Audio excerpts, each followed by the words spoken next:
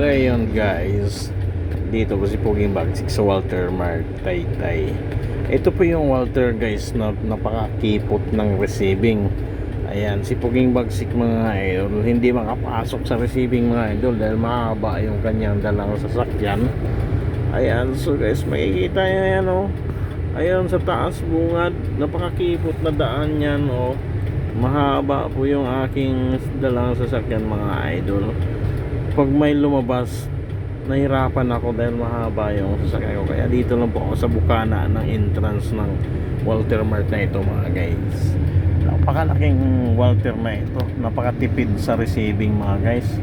Nilagyan na ng kunting right of way para sa receiving na yan mga guys. Pero yun dito, ayan nakikita nyo pa ilalim may umaakyat, may bumababa na parking yan po yung parking basement nila ng Walter Mart Taytay.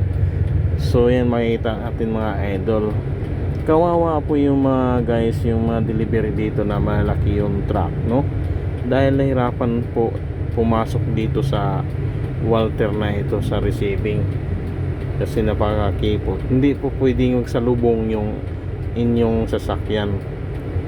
Kaya pagka may nakaharang ka dito sa unahan, jack talaga, aatras ka.